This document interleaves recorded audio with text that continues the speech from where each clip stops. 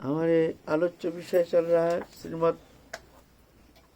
श्रीमान कृष्ण चैतन्य महाप्रभु के पार्षदों की जीवन चरित्र संबंध में कुछ दिग्दर्शन करने का प्रयत्न कर रहे हैं।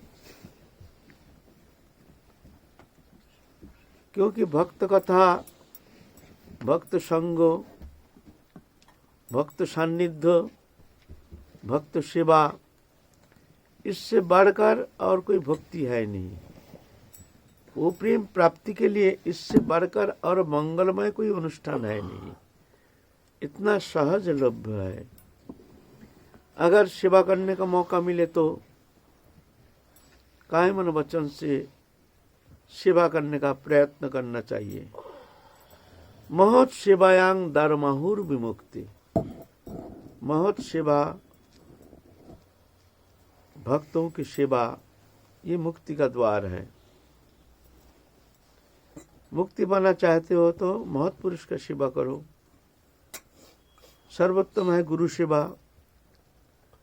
और गुरु सान्निध्य प्राप्त होने का अगर मौका कम मिलता है तो जो भगवत भक्त है, प्रेमी भक्त है, उनकी सेवा करने के लिए प्रयत्न करना चाहिए काय मन वचन से।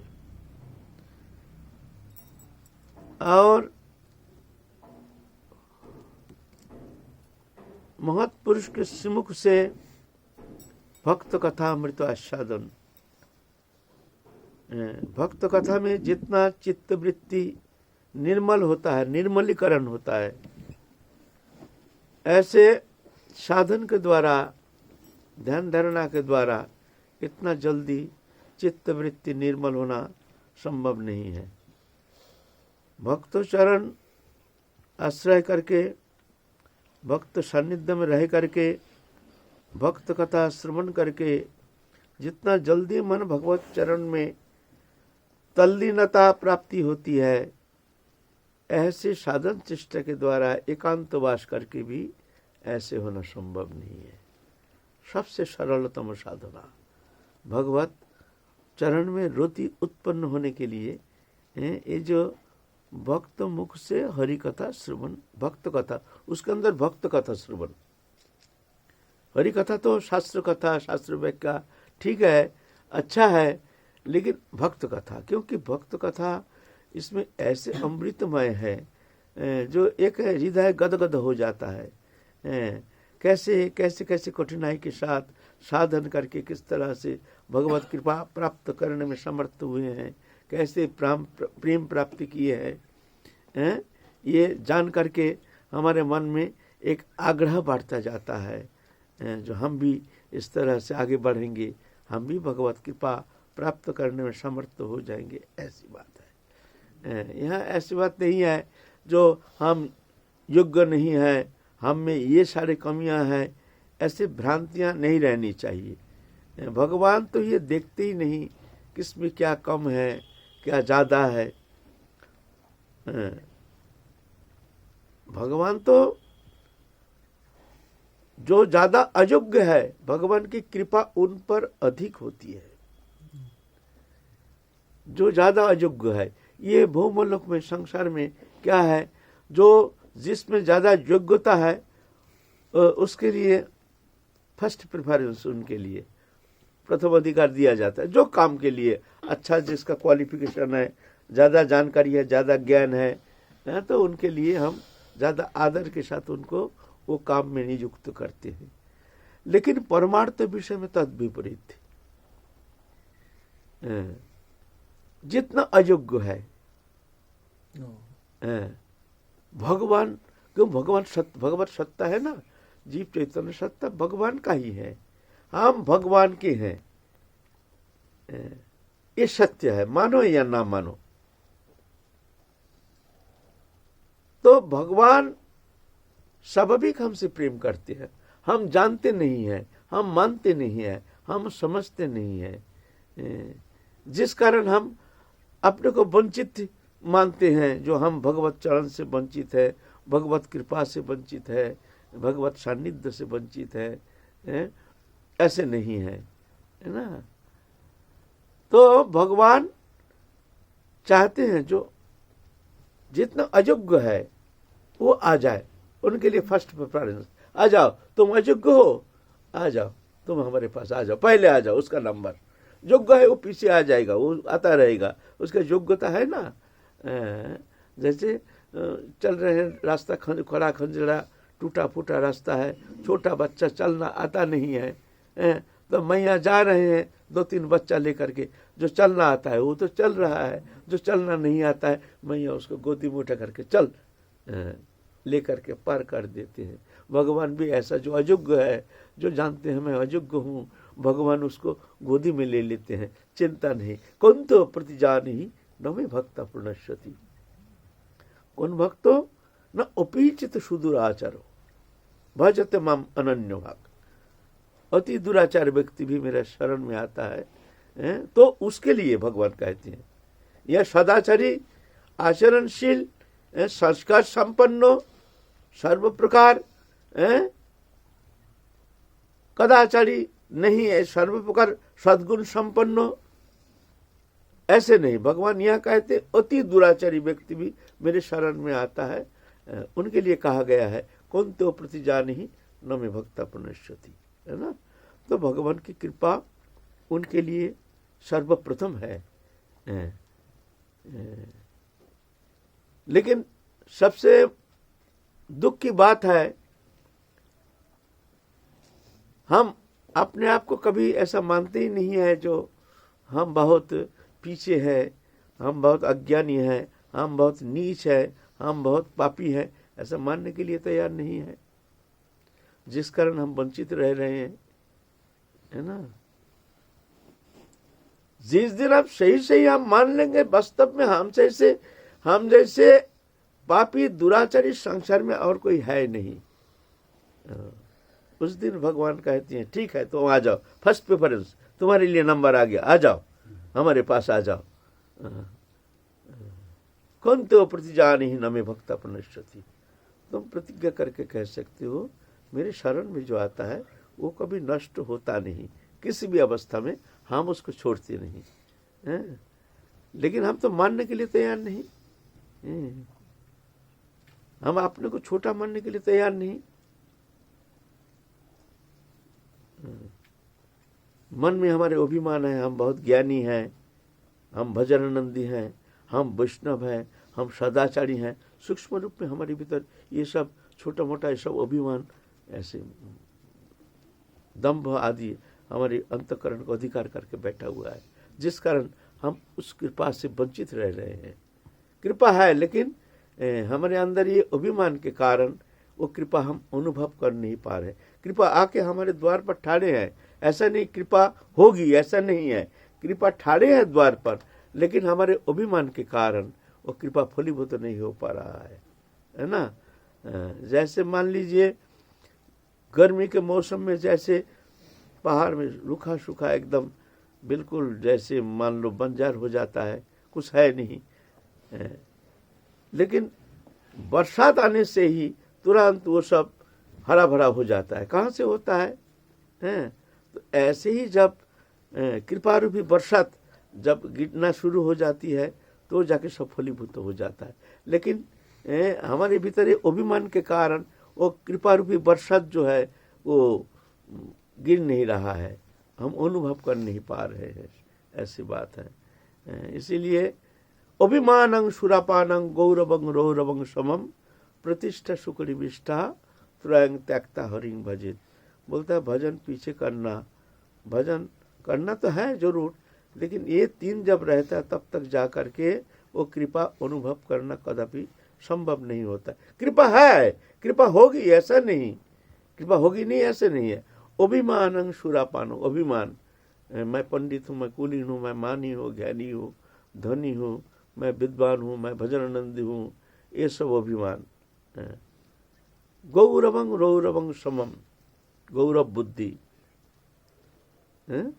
प्रतिष्ठा सुखरी विष्ठा, प्रतिष्ठा बुद्धि, हमको मान्यता मिले, हम माने गिने चुने समझ में प्रतिष्ठा मिले हमको, ऐसी जो भावना है प्रतिष्ठा बुद्धि।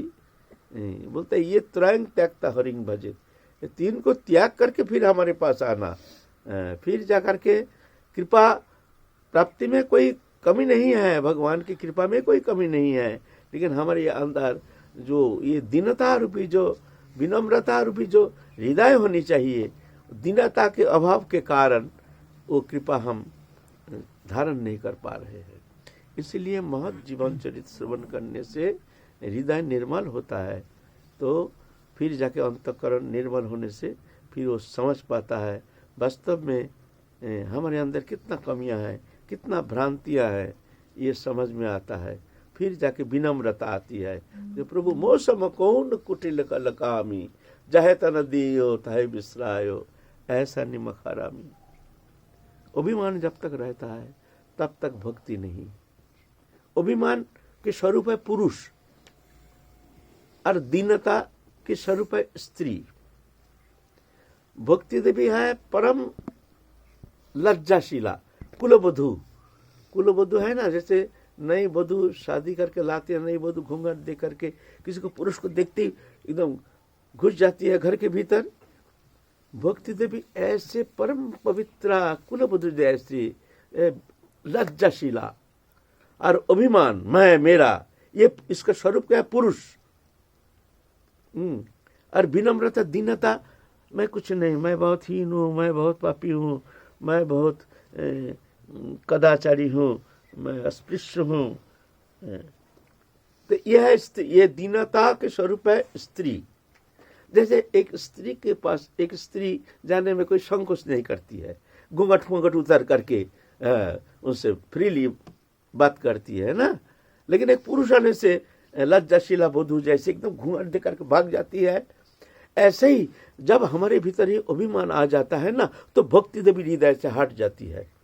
अभिमान, पुरुष आ गया, मैं पंडित हूँ, है नहीं उस हृदय में भक्ति देवी। मैं ज्ञानी हूँ, मैं ऐसे, मैं भजनानंदी हूँ, मैं ब्राह्मण हूँ, मैं फलाना हूँ, ये सब उपाधि है, ये सब पुरुष अभिमानी है। जब तक पुरुष अभिमान है तब तक भक्ति देवी नहीं। वहां तो सबसे दीनहीन, एकदम अपना को हीन ज्ञान अयोग्यता बुद्धि, इसी में ही प्रेम, इसी में सर्वसिद्धि, सब हमसे श्रेष्ठ है, सब हमसे श्रेष्ठ है, ऐसे भावना। और है ही श्रेष्ठ क्योंकि सब में प्रभु है, सब में प्रभु है ना।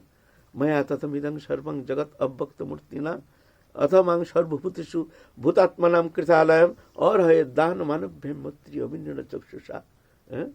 मैं सब जीव में शरीरधारी, शरीर बना करके, कृत आलयम, ये शरीर को मैं ही बनाया हूं माया के द्वारा, और उसमें मैं निवास कर रहा हूं। ऐसे जान करके सबको, और है दान मानव मैत्री अभिन्न चक्षुषा, दान मान उपहार के द्वारा सबको तुम सम्मान करो। ये हमारे परमार्थ जीवन की एकमात्र सबसे बड़ी आधार है। हमारे सनातन धर्म का यह है फाउंडेशन। इसके ऊपर हमारे जितना भजन है इसके ऊपर टिकती है। अगर ये फाउंडेशन ठीक नहीं है तो टिकना मुश्किल है। चाहे कोई भी मार्ग अवलंबन करो, ज्ञान मार्ग हो, योग मार्ग हो, भक्ति मार्ग हो, कोई भी मार्ग अवलंबन करो, ये है फाउंडेशन। सब हमसे श्रेष्ठ है, सब हमारे लिए पूजनीय, सब में प्रभु है। जान करके सबको सम्मान करो, सबको आदर करो। अहं ही सर्वकल्प्यानां सदृशिनो मतो मम मद्भाव सर्वभूतेषु काय मन वाक्य वृत्ति भी। काय मन वचन से मैं सब में हूँ, ये से आरोप करके चिंतन करना चाहिए, भावना करना चाहिए। भगवान कहते हैं ये सर्वोत्तम साधना। भगवान खुद कहते हैं श्रीमद् भागवत महापुराण में, भगवान स्वयं कहते हैं ये सर्वोत्तम हमारी पंथा है। जितना पंथा है भजन करने का, भगवत प्राप्ति के लिए जितना साधन बताया गया, भगवान कहते हैं सर्वोत्तम साधन क्या है ना, अहं सर्वकल्पानां सदृशिनम, सब में मैं हूँ, ऐसा तुम आरोप करो, चिंतन करो। ये इनमें भगवान है। दंडवत, मन में दंडवत करो, प्रणाम करो सबको। और है दान मानव्यम, ऐसे तो यह हमारे साधन का फाउंडेशन। इसीलिए ये अहंकार जब तक है, जो मैं मेरापन, ये पुरुष अभिमानी है, ये पुरुष है, पुरुष इसका स्वरूप है पुरुष। जहाँ पुरुष है वहाँ भक्ति रूपी जो कुलवधु जैसे लज्जाशीला भक्ति देवी उस हृदय में रहते नहीं है। बालक जैसे कुछ जानते नहीं है, है ना, बालक कुछ जानते नहीं है, माँ को छोड़ करके, हैं, माँ स्वच्छंद उन गोदी में लेकर के कितने आदर करते हैं। और वो लड़का जब बड़ा हो जाता है वही माँ का लड़का, लेकिन वो माँ को उस तरह से माँ वो लड़का को आदर कर नहीं पाता है, और लड़का भी माँ को उस तरह से माँ की सानिध्य प्राप्त करने संकोचाता है। माँ को पकड़, छोड़ छोड़, इतना बड़ा हो गया अब हमको, चल चल। और छोटा बच्चे को माँ गोदी में लेकर के कितना आदर करते हैं। ऐसे हैं जो विनम्रता जहाँ है, दीनता जहाँ है, वहाँ भी भक्ति देवी इस तरह से उनके हृदय में निवास करते हैं, है ना। तो हमारे आलोच्य विषय चल रहा है प्रकाशानंद सरस्वती के महाप्रभु के प्रिय पार्षद, उनके विषय में। ऐसे ही विद्या अभिमानी समस्त शास्त्र तत्ववेत्ता महाप्रभु जब आए हैं, उनके मन में ऐसे जलन होना शुरू हो गया, जब लाखों लाखों लोग उनके पीछे भागते हैं। क्या है ये, इंद्रजाली है, नाचते कूदते हैं, रोते हैं, ये कोई भजन है? ज्ञान मार्ग में इसका कोई प्राधान्यता है नहीं। नाचना कूदना हंसना ये सब ज्ञान मार्ग में इसका प्राधान्यता है नहीं, और बहुत ही उन लोग निंदनीय मानते हैं इसको ज्ञान मार्ग में। तो ये देखते हैं बड़ा इंद्रजाली, लाखों लाखों लोग इनके पीछे घूमते हैं। हम लोग इस विषय में आलोचना कर चुके हैं। तो प्रकाशानंद सरस्वती को महाराष्ट्रीय ब्राह्मण निमंत्रण किए हैं, तब महाप्रभु को भी निमंत्रण किया है। वो महाराष्ट्रीय ब्राह्मण चाहते थे जो ये जो निंदा करते हैं प्रकाशानंद सरस्वती, काशीपुरी में सर्वश्रेष्ठ पंडित, तत्कालीन भारतवर्ष में जितना पंडित थे प्रकाशानंद सरस्वती पाद सर्वश्रेष्ठ पंडित थे। अद्वैत वेदांत मार्गी मायावादी सन्यासी थे, और मायावाद में भक्ति का कोई स्थान नहीं है। तो इनके लिए इसका कोई श्रेष्ठता है नहीं, कोई आदर के विषय है नहीं। रोना पीटना, नाचना कूदना और भक्ति मार्ग तो श्रेष्ठता। बग गद गदया द्रवता चित्रसा बिना बिना आनंद अश्रु कलया कथम सिद्धि विनाशय। श्रीमद् भागवत कहते हैं बाग गद गदया, शब्द गदगद हो जाएगा हरि कथा बोलते बोलते, द्रवता चेतसा, अंतकरण द्रवीभूत हो जाएगा, विगलित हो जाएगा। बिना आनंद अश्रु का लया, अश्रुपात शुरू हो जाएगा। हरि कथा श्रवण करते करते, कृष्ण नाम करते करते, साधु संग में रहकर हरि कथा श्रवण करते करते। अगर ऐसा नहीं होता है तो हम कैसे जानेंगे जे इसका चित्त शुद्धि हुई है? बोले चित्त शुद्धि हुई नहीं, वो प्रेम तो बहुत दूर की बात है, हमारे चित्त की शुद्धिकरण हुई नहीं अभी तक। श्रीमद् भागवत कहते हैं। लेकिन ज्ञान मार्गी के लिए इसका कोई श्रेष्ठता नहीं है। तो महाप्रभु को जब निमंत्रण किए हैं महाराष्ट्रीय ब्राह्मण, जो एक बार सामने आ जाएंगे तो प्रकाशानंद सरस्वती पाद जरूर महाप्रभु को देख करके उनका हृदय का जो मालिन्य दूर हो जाएगा, फिर जाके अवश्य ही महाप्रभु को आदर करेंगे। ऐसे भावना लेकर निमंत्रण किए अपने घर में। और वहाँ तो हम लोग आलोचना किए हैं। फिर प्रकाशानंद सरस्वती पाद महाप्रभु का वही प्रेम स्वरूप देख करके ही सब भूल गए। पहले तो सोचे थे आएंगे हमारे पास, तर्क करेंगे, उनको तो 2 शब्द में हम मुंह बंद करा देंगे कि उतना विद्वत्ता उनमें है नहीं। 24 साल उम्र है, बच्चा है उम्र। प्रबोधानंद प्रकाशानंद सरस्वती उम्र से बहुत बड़े थे उम्र में, और महाप्रभु थे उस समय 24 साल में संन्यास ग्रहण किए हैं। उसके बाद चले हैं दक्षिण भारत, है ना। 6 साल गमनागमन और 18 साल गंभीरा में। नीलाचल संन्यास लेकर आने का बाद 6 साल गमनागमन, कभी वृंदावन कभी दक्षिण भारत। तो 24 साल में संन्यास ग्रहण किए हैं। तो 25-26 साल होगा जब वृंदावन आए हैं। अल्प उम्र है, ये क्या जानता है शास्त्र। हमारे साथ कक्षा करेंगे तो 2 शब्द में तो इसको मुंह बंद करा देंगे, है ना। इसको समझा देंगे जो सन्यास लेकर के जिस तरह से तुम नाचते कूदते हो, ये कोई सन्यासी के लिए ऐसे आचरण नहीं होनी चाहिए, ये धर्म विरुद्ध है, समझा देंगे ऐसे सब। लेकिन जब महाप्रभु के विनम्रता, महाप्रभु के दर्शन से ऐसे भाव गदगद चित्त वृत्ति आकर के जहाँ चप्पल रखते हैं, जूता चप्पल जहाँ रखते हैं वहाँ जाके महाप्रभु बैठ गए हैं, और प्रकाशानंद सरस्वती बात देखते हैं जो ऐसे महान पुरुष वहाँ बैठे हैं, जा करके उनका हाथ पकड़ के उठा के लाए हैं। दर्शन मात्र ही उनका अज्ञान ग्रंथि खुल गया। महापुरुष का जैसे सूर्य की किरण से अंधकार नष्ट हो जाता है, ऐसे ही महाप्रभु का वही दर्शन मात्र ही उनके अंधकार जो चित्त वृत्ति जो मलिनता वो भाग गई। अरे श्रीपाद तुम वहां क्यों बैठे हो?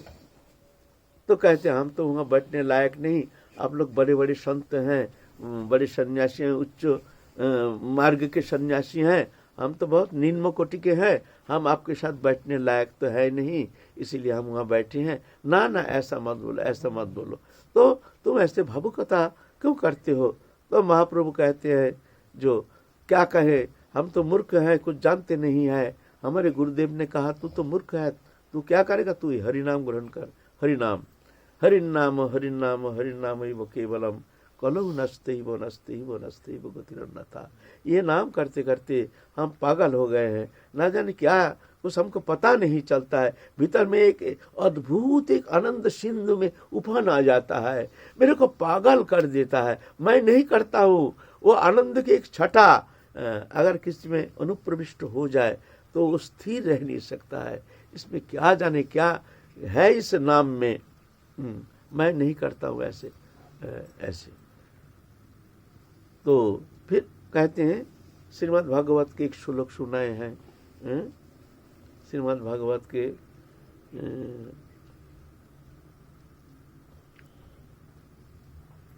सप्रिय नाम कीर्ता जतानुराग तुत चित्त उच्चई हसति अथ रोदति रोति गायति उन्मद्वत नित्यति लोकबज्जा एवं व्रतो सप्रिय नाम कीर्ता जतानुराग दुत चित्त उच्चई हसति अथ रोदति रोति गायति उन्मद्वत नित्यति लोकबज्जा। जो वो नाम जब फलीभूत होता है तो जाकर के हृदय ऐसे द्रवीभूत हो जाता है, जो एक आनंद के शिहरण है वो नाम कीर्तन करते करते। तो आप तो कह रहे हैं नाचना कूदना सन्यासी के लिए माना है, लेकिन शास्त्र में तो ऐसा कहा है एवं व्रतु सप्रिय नाम कीर्ता जाता अनुराग, अनुराग बढ़ता जाता है। दुध चित्त उच्च शर्म हरिनाम कीर्तन करते हैं, हंसती हंसते हैं, रोती रोदती रोदन करता है, उन्माद नृत्यति पागल जैसे नृत्य करते हैं। लोकबज्जा कौन क्या कहेंगे क्या नहीं कहेंगे ये अपेक्षा नहीं, वो पागल जैसे हो करके ये प्रेम में मतवारा हो करके हरिनाम में उन्मादित हो करके इस तरह से नृत्य करते हैं। तो हमारी वो स्थिति है। तो उनको प्रेम दशा देख करके और उनको महाप्रभु के स्पर्श से उनके हृदय बहुत निर्मल हो गया। प्रकाशानंद सरस्वती पाद के नेत्र से अश्रुधारा बहना शुरू हो गया। तो जा करके महाप्रभु ने उनको छाती में भर लिया। जब छाती में भर लिया तो उनका हृदय ग्रंथि खुल गया। वो प्रेम पुरुषोत्तम के स्पर्श से उनके हृदय ग्रंथि खुल गया और कृपा करके उनके अंदर प्रेम संचारित करके उनको धन्य कर दिया। तो जाके स्वीकार किया है, हाँ श्रीपाद आप जो कर रहे हैं ये ठीक है, आपका ही उत्तम पंथा है। हम अभिमानी दाम्भिक जानते नहीं हैं, हम ज्ञानी समझ करके आपने को वंचित रखे हैं, आप समझ गए हैं। तो इस तरह से फिर महाप्रभु के चरण में समर्पित हो गए हैं। जो प्रभु आप हमको उस प्रेम की छटा थोड़ा सा कृपा विस्तार करके हमको आप उद्धार कीजिए, आपको चरण सान्निध्य में रख करके आप हमको धन्याति धन्य कीजिए। तो महाप्रभु ने उनको आलिंगन किए हैं, आप जाइए, आप जा करके वृंदावन में जाके भजन करो। तो प्रकाशानंद सरस्वती पाद और जितना उनके शिष्य थे, हजारों शिष्य थे, सब महाप्रभु के शरणागत होकर के, महाप्रभु का धर्म में प्रभावित होकर के, फिर हरि नाम में मुखरित होकर के सब हरि नाम करना शुरू किया है, सब महाप्रभु के अनुयायी हो गए हैं। तो प्रकाशानंद सरस्वती पाद फिर वृंदावन में आए, आकर के कालियादह में भजन करना शुरू किए हैं और उस समय बहुत सारे ग्रंथ प्रणयन किए हैं।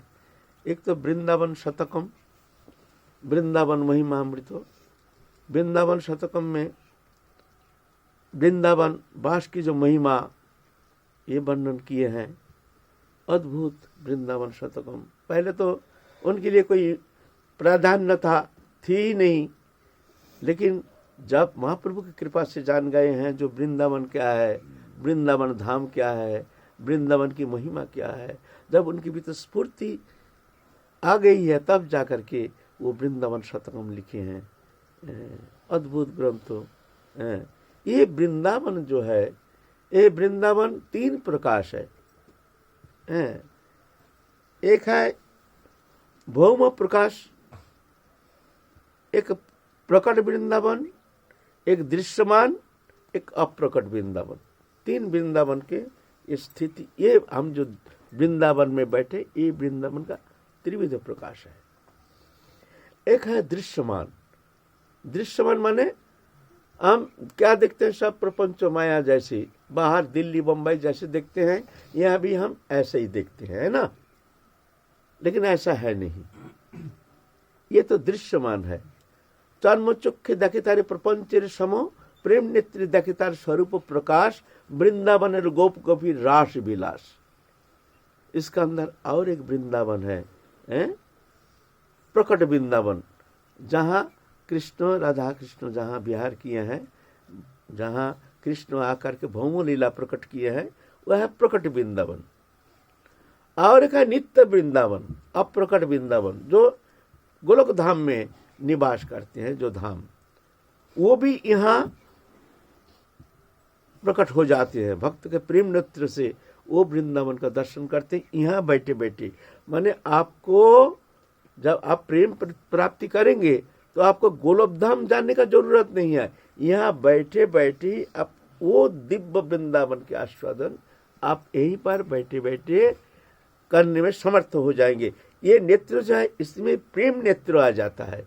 प्रेम नेत्र साधन करते करते भक्ति देवी की कृपा से, राधा रानी की कृपा से उसका दिव्य दृष्टि आ जाती है।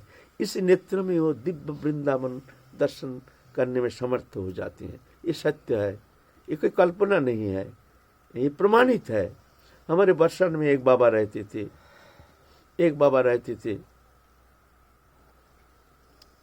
किसी से कोई मतलब नहीं, बहुत दिन पहले की बात है, 60-70 साल पहले होगा। चलते चलते धक्का खा जाते हैं, नाला में गिर जाते हैं, कहीं तो कोई खंबा में लग करके यह माथा फूट जाता है या चोट लग जाता है। तो बहुत सारे जो ब्रजवासी देखते हैं कि बाबा का आंख में कोई कमी आ गया है। बाबा से पूछते हैं, बाबा आपके आंख में कमी आ गया है, चलिए आपको डॉक्टर दिखाएंगे। नहीं बाबा हमारा तो कुछ हुआ नहीं, ठीक है। नहीं बाबा, आप रास्ते में चल रहे, सीधा चलते चलते कहीं दीवार की तरफ चल दिया, जाके दीवार में धक्का खा करके मस्तक कहीं फूट जाता है, तो कभी गिर जाता है, नाला में गिर जाता है। नहीं हमारा कुछ नहीं हुआ, हम तो ठीक है, मानने के लिए तैयार नहीं। तो जो एक प्रेमी ब्रजवासी उनको पकड़ के ले गया, बाबा आपको जाना ही पड़ेगा डॉक्टर के पास, थोड़ा चलिए आपका आंख दिखाएंगे। तो आंख नेत्र स्पेशलिस्ट वहाँ ले गए हैं, दिखाए हैं, देख करके कहते हैं इनका नेत्र में तो कोई दोष नहीं है। तो ठीक है, कोई दोष नहीं है, बिल्कुल ठीक है। ऐसा क्यों होता है? चलते चलते नाला में गिर जाते हैं, दीवार में धक्का लगता है, खंबा में माथा लग कर माथा फट जाता है। ऐसे बाबा से पूछा, बाबा ऐसा क्यों होता है, क्या बात है, बताइए, सही बताइए। तो एक प्रेमी ब्रजवासी को बताया, देखिए भैया जी, हम जब चलते हैं ना, चलते चलते अचानक हमें दुकान मकान जो भी है ना, ये कुछ देखते नहीं है। हम देखते हैं वृंदावन के वो षड्ऋतु वन, अद्भुत झांकी, वो झांकी, कुंज गली, ये देख करके हम अभिभूत हो जाते हैं। फिर हम चलना शुरू करते हैं, फिर जाके धक्का खा के गिर जाते हैं। फिर देखते हैं ये तो घर मकान दुकान है, ये तो कुंज गली नहीं, ये तो वो दिव्य वृंदावन षड्ऋतु वन नहीं है। ऐसे दिव्य झांकी हम कभी कभी देखते हैं, देख करके हम पागल प्राय हो जाते हैं। हम हमारा शुद्ध बुद्ध रहता नहीं है, हम शुद्ध बुद्ध खो जाते हैं और भागते रहते हैं। हार आधे कह करके हम भागते रहते हैं। फिर जाके कहीं चोट लग जाते, क्या करूं, क्या हो जाता है हमको पता नहीं। ऐसा क्यों देखते हैं? ऐसे प्रेम नेत्र देखतार स्वरूप प्रकाश, वृंदावन गोप कपिलास विलास। ये वृंदावन में ये सत्य है। साधन करते करते वो वृंदावन के झांकी साधक, यहाँ बैठे बैठे ही आप वो दिव्य वृंदावन के नित्य वृंदावन की झांकी आप यहाँ बैठ करके दर्शन कर सकते हैं। इसके लिए आपको शरीर त्याग करके नित्य गोलोकधाम जाने का कोई आवश्यकता नहीं है। ये अप्रकट वृंदावन में यहाँ विराजमान है। एक दृश्यमान, एक प्रकट वृंदावन। प्रकट माने जहाँ राधा कृष्ण लीला किए हैं वही राज है, वही गिरिराज है, वही जमुना है, वही ब्रजराज है, सब वही है। ये ले नहीं गए हैं, जो सब ले करके भगवान चले गए अंतर्धान के समय, वही रख के गए हैं। ये प्रकट वृंदावन है, ये राजरानी है, वो इनमें इतनी शक्ति है। ये राजरानी आपको कृपा करके वो प्रेम प्रदान करने में समर्थ है। अगर भजन नहीं भी होता है तो वृंदावन में रह करके अगर अपराध शून्य हो करके, धामापराध नामापराध शून्य हो करके अगर वृंदावन में निवास करते हैं तो ये रज उनको वो दिव्य प्रेम देने में समर्थ है। ऐसे है ना। इसलिए वृंदावास की ये महिमा कीर्तन किए हैं ये प्रबोधानंद। उनका नाम फिर बदल दिए हैं प्रकाशानंद से प्रबोधानंद सरस्वती। बाद ये वृंदावन शतकम रचना बड़ी अद्भुत वृंदावन महिमा, वृंदावन वास करने की क्या क्या महिमा है, इस विषय में सुंदर वर्णन किए हैं। नरोत्तम ठाकुर के जीवन में वे देखने में आता है। एक बार गुरुदेव कहे हैं, नरोत्तम थोड़ा सा मिट्टी लाओ, हम शौचादि क्रिया के बाद थोड़ा शुद्धिकरण के लिए थोड़ा मिट्टी चाहिए, तुम थोड़ा एक टोकरी मिट्टी लाओ। यहाँ तो सब लीलास्थली है ना, लीलास्थली के मिट्टी से हाथ मिट्टी करने में हमको संकोच होता है। वहाँ रहते थे निधुवन के पास कहीं लोकनाथ गोस्वामी, तो बोलते एक टोकरी मिट्टी लाना बेटा, हम थोड़ा हाथ साफ करेंगे स्नान शुद्धिकरण के लिए, शौचादि क्रिया के बाद शुद्धिकरण के लिए थोड़ा मिट्टी चाहिए। नरोत्तम ठाकुर टोकरी लेकर निकल गए हैं। देखते हैं वृंदावन के दिव्य झांकी, यहाँ हीरा मोनी मुक्ता आदि चूर्ण बिखरा हुआ है। दिव्य षड्ऋतु वन, दिव्य वृंदावन के अचिंत शोभा, अचिंत इंद्रियातीत गुणातीत एक अद्भुत अचिंत स्वरूप वृंदावन के देख रहे हैं। यहाँ मिट्टी देख ही नहीं रहे हैं, देखते हैं जैसे हीरा मोती चूर्ण पड़ा, एकदम अद्भुत चमक देख रहे हैं। टोकरी लेकर चल रहे हैं, चलते चलते ऐसे ही वृंदावन के झांकी देखते देखते मिट्टी दिख ही नहीं रहा है। जा करके आगरा के पास जा करके उनको मिट्टी दिखने में आया। वहां जाके एक टोकरी मिट्टी लेकर के एक दिन तो जाने में लग गया और एक दिन मिट्टी लेकर आने में लग गया। 2 दिन लग गया, खाया नहीं, सोया नहीं, चलते चलते एक दिन लग गया, मिट्टी लेकर आने में एक दिन लग गया। 2 दिन पीछे एक टोकरी मिट्टी लेकर हाजिर हुए हैं। लोकनाथ गोस्वामी कहते हैं, बेटा तू कहाँ गया था? बोलते गुरुदेव मिट्टी लाने गए थे। अरे पागल, दिमाग पूरा खराब हो गया, क्या मिट्टी दिखता नहीं है? कहाँ गुरुदेव, यह मिट्टी कहाँ? ये तो हीरा मोती बिखरा हुआ है। तो तू कहाँ गया था? ओ हम चलते चलते बहुत दूर थे, एक दिन तो लग गया मिट्टी ढूंढने के लिए, हमको मिट्टी मिला ही नहीं। फिर जाके आगरा के पास जा करके वहां हमको मिट्टी मिला, तो जाने में एक दिन लग गया, फिर आने में एक दिन लग गया। तो खाया पिया नहीं, सोया नहीं, क्या करें गुरुदेव, हमारे मौका ही मिला नहीं खाने का पीने का, क्या हमको मिट्टी लाना है। गुरु सेवा से उनको दिव्य दृष्टि खुल गया है। वृंदावन की दिव्य झांकी वो देखने में समर्थ हो गए हैं। ये कोई कल्पना नहीं, ये कोई भाववाद नहीं, ये कोई अनुमान नहीं, ये सत्य है, ये वृंदावन है। तो ये वृंदावन शतकम संबंध में रचना किए हैं। फिर राधा रस सुधा निधि संबंध में बड़े सुंदर ग्रंथ रचना किए हैं। राधा वल्लभी संप्रदाय कहते हैं हमारे ग्रंथ है, अब हमारे गौरीय संप्रदाय कहते हैं हमारे ग्रंथ हैं। अब किस ग्रंथ है इस विषय में तो हम कह नहीं सकते, सिर्फ इतना कह सकते हैं जो हमारे उपास्या राधा रानी है। ठीक है, किसी का भी ग्रंथ हो, हमको तो उपासना करना है, तो क्या हानि क्या है, तुम्हारा ग्रंथ है, कोई बात नहीं। हम अगर उसमें हमको राधा रानी के प्रेम मिलता है तो जाके हम उपासना करेंगे, उसको आदर से हम स्वीकार करेंगे, आदर से लेंगे, उसमें क्या दोष क्या लगता है। तुम्हारे उपास्या भी राधा रानी, हमारी उपास्या भी राधा रानी, तो क्या है। जो भूल भ्रांति हो गया, आप किसने भूल किया किसने ठीक किया, ये तर्क अगम्य है। जो हो गया क्या जाने प्रभु की इच्छा। फिर भी अगर तर्क किया जाए, अगर तर्क किया जाए तो हम लोग देखते हैं जो राधा वल्लभी संप्रदाय के जो हरिवंश प्रभु जो थे वो संस्कृत जानते नहीं थे, वो पद रचना की है, और ये संस्कृत ग्रंथ है। 1 नंबर। 2 नंबर है, कहते हैं 6 महीना में जब पाल्ले में सो रहे थे, उस समय पाल्ले में सोते अवस्था में उनके मुखोद्गीर्ण श्रीमुखोद्गीर्ण ये अमृतमय प्रवाह, ये जो राधा रस सुधा निधि, ठीक है, हो सकता है, लेकिन लिखा किसने? किसी ने तो लिखा है।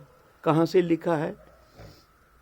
लिखने के लिए एक श्लोक अगर कहेंगे कम से कम 15 मिनट तो समय लगेगा, रुकना पड़ेगा,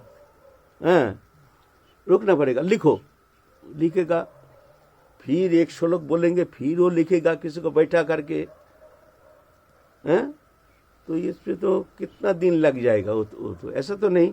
वो जब कीर्तन किए हैं पल्ला में सोते सोते, तो कौन ने सुना है तो कैसे लिख लिया उस ग्रंथ को, कैसे राधा रस सुधा निधि कैसे लिख लिया, तो ये प्रमाणित होता नहीं है। ठीक है, अच्छा मान ले, ठीक है, अपना ग्रंथ मानते हैं, कोई बात नहीं, हमारे लिए कोई दोषणीय है नहीं भाई, अच्छा है, बहुत सुंदर है, अच्छा चीज तो अच्छा ही होना चाहिए। अमृत तो तुम्हारे हाथ में हो चाहे हमारे हाथ में हो, अमृत तो अमृत तो है। अगर तुम्हारा हाथ में अमृत है तो अमृत लेने में हमको संकोच नहीं, अगर हमारा हाथ में अमृत है तुमको लेने में कोई लज्जा नहीं, तो इसमें झगड़ा की क्या बात है, कोई बात नहीं, जो हो गया सो हो गया। अब बात है हमारे गौरिया संप्रदाय में ऐसे जो स्तुति राधा रानी के जो निकुंजो बिहार की जो स्तुति है उसमें और भी ग्रंथ हैं, उत्कलिका बल्लड़ी, विलाप कुसुमांजलि। हमारे ग्रंथ भंडार जो है ना बहुत समृद्ध है। अगर राधा रस सुधा निधि हम नहीं भी लेते ना ये दूसरे संप्रदाय का, तो हमारे कोई अभाव नहीं होता है। हमारे ग्रंथ भंडार, हमारे जो प्रेममय स्तुति भंडार जो है ये समृद्ध है, हमारे लिए कोई कमी है नहीं।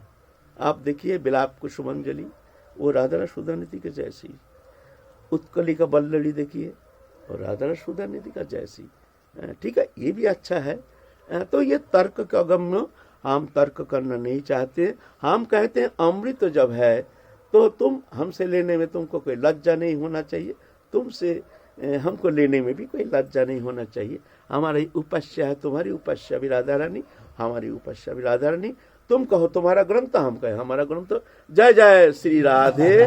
इसमें झगड़ा का कोई बात नहीं है। जय जय श्री राधे। आज की कथा है विश्राम, फिर काल हम लोग। तो इस तरह से वृंदावन में निवास किए हैं प्रबोधानंद सरस्वती पाद।